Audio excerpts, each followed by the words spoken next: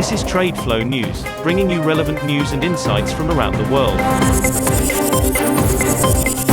Trade Flow News, enabling trade for SMEs and economies worldwide.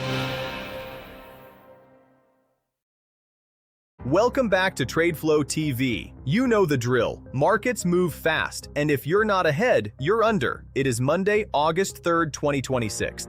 As we kick off a new trading month, the physical limits of the global economy are dictating the tape. We just closed out a brutal July.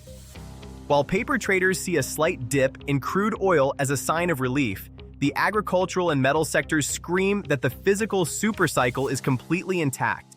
Let's get you caught up for the Monday open. First up, the 60-second commodities flash. Brent drifts lower, but the floor remains.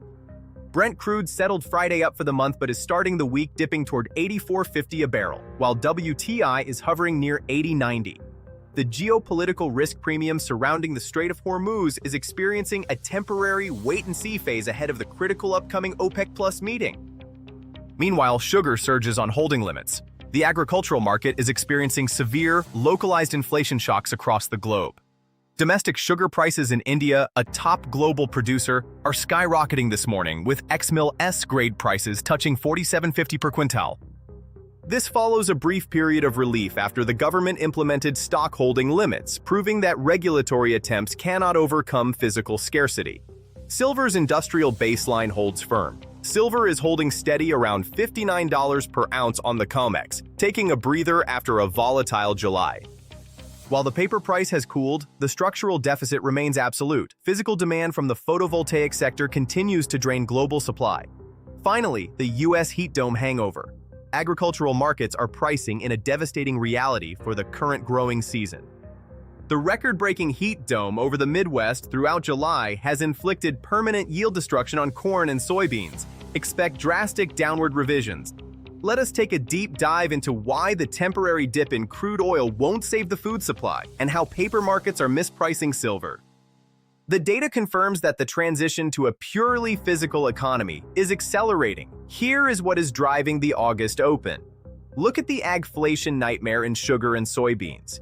If you thought the drop in crude oil would ease food inflation, the tape proves you wrong. We are trapped in a severe Agflation feedback loop. When a government implements stockholding limits, it is a desperate attempt to lower consumer prices. But as we are seeing this morning with prices surging back to $47.50 per quintal, you cannot regulate a failed harvest into existence. Extreme temperatures scorched the Midwest in July exactly when crops were most vulnerable. We are projecting a massive shortfall in U.S. agricultural exports. Because global demand for calories is inelastic, this localized yield destruction guarantees a devastating spike in food prices for the remainder of the year. This brings us to the illusion of the silver pullback. Enterprise demand from AI infrastructure and national solar grids is not pausing for the Fed. While paper exchanges trade derivatives, the physical market is being quietly drained. This consolidation zone is a critical window to accumulate frontline silver producers. All eyes are on the upcoming OPEC Plus meeting. If they hold production, they are signaling that they view maritime transit risk as permanent. Here's the trade flow take. Paper markets are attempting to price in a soft landing, but the physical market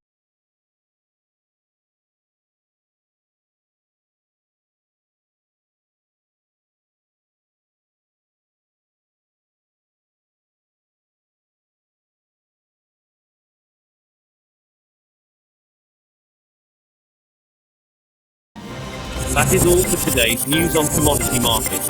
Stay tuned to Trade Flow News as we continue to provide you with more updates. We also invite you to follow us on Twitter at Trade Flow News, which allows you to watch our program on your mobile device or desktop to receive information from there.